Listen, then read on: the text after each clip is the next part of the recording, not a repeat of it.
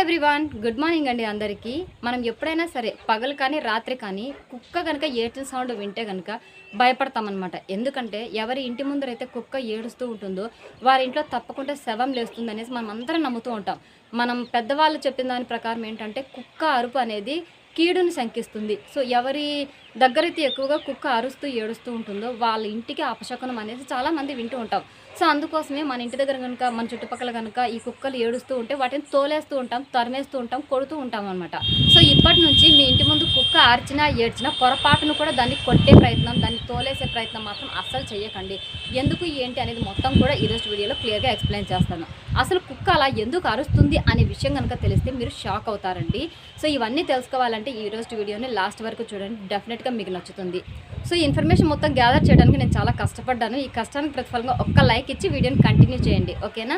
So first of all మన ఇంటి ముందు కానీ ఎక్కడైనా సరే కుక్కలు ఎందుకు అరుస్తాయి అంటే పగటిపూట కంటే రాత్రిపూట ఎక్కువగా నెగిటివ్ ఎనర్జీ అనేది ఉంటుందండి.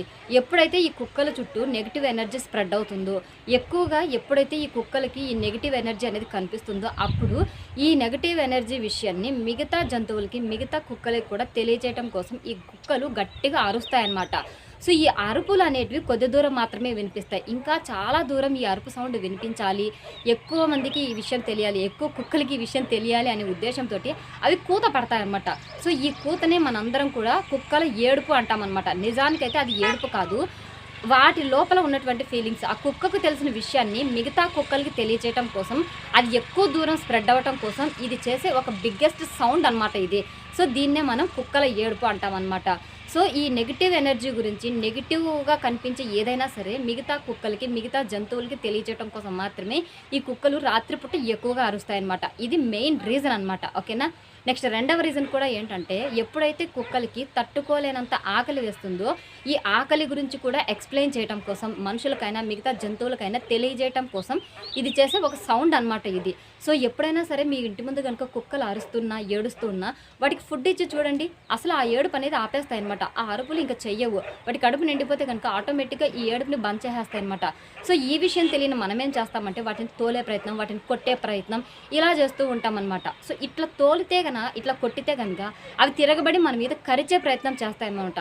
లేకపోతే అవి మెంటల్గా ఒక రకమైన డిప్రెషన్లోకి వెళ్ళిపోయి మన పైన దాడి చేస్తాయన్నమాట. సో అందుకోసమే అరిచే కుక్కల్ని కానీ, ఇలా ఏడ్చే కుక్కల్ని కానీ, ఎక్కువగా క్రూరంగా కొట్టే పనులు కానీ, వాటిని తోలే ప్రయత్నం కానీ అస్సలు చేయకూడదు అనమాట, ఓకేనా? నెక్స్ట్ అలాగే ఇంకొక రీజన్ ఏంటంటే కొన్ని కుక్కలకి ఏజ్ అయిపోయి ఉంటుందన్నమాట, అంటే ముసలి కుక్కలు అయిపోయి ఉంటాయి అనమాట. సో ఈ ముసలి కుక్కలకి ఏంటంటే వాటి యొక్క మానసిక పరిస్థితి అనేది బాగుండదు అనమాట. సో దీని కారణంగానే వాటి లోపల ఉన్నటువంటి ఈ లోన్లీ ఫీలింగ్ ఏదైతే ఉందో వాటిని తీర్చుకోవటం కోసం, వాటికి ఆ మానసిక పరిస్థితి బాగోలేదు అని చెప్పడం కోసం, మనుషులకు కానీ మిగతా జంతువులకు కానీ తెలియజేయటం కోసం అది ఆ కుక్కలు ఈ విధంగా గట్టిగా అరుస్తూ ఏడుస్తూ ఉంటాయన్నమాట.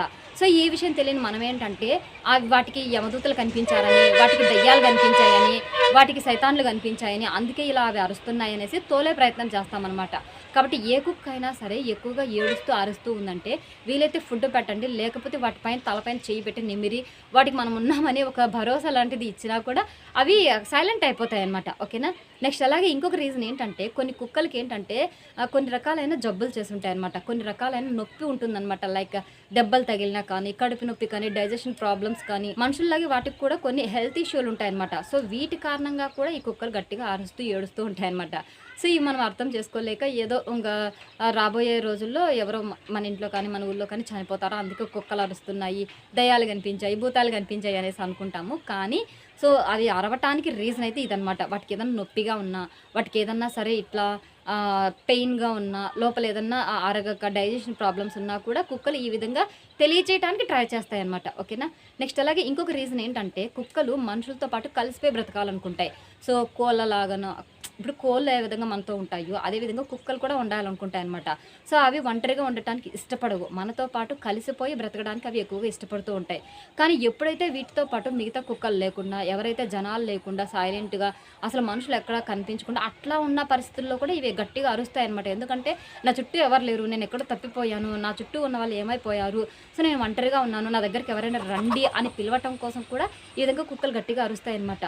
సో అందుకోసం ఎప్పుడైనా సరే కుక్కలు అరుస్తూ ఉంటే ఒకసారి గమనించండి, వాటి చుట్టూ ఎవరు లేరేమో, మిగతా కుక్కలు కనిపించట్లేదేమో, అందుకే ఇలా అరుస్తున్నాయేమో అనేసి కూడా మీరు ఒకసారి ఆలోచించాలన్నమాట, ఓకేనా? సో నెక్స్ట్ అలాగే ఇంకొక రీజన్ కూడా ఏంటంటే కుక్కలు ఎప్పుడు ఎందుకు ఎక్కువగా అరుస్తాయి అంటే కనుక అవి కమ్యూనికేషన్ అండి.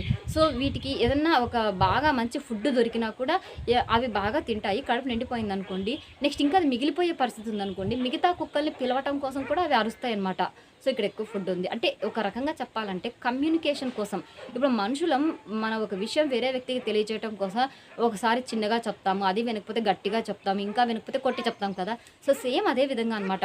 కుక్కలు కొట్టలేవు కదా, కాబట్టి వీలైనందుకు ఫస్ట్ అరిచి చెప్తాయి. అది కూడా ఇంకా మనుషులు అదే కుక్కలు మిగతా కుక్కలు రాకపోతే ఇంకా గట్టిగా ఏడుస్తున్నట్టు, అంటే ఆ సౌండ్ అనేది అట్లా రకరకాలుగా చెప్తాయి అనమాట కమ్యూనికేషన్ కోసం.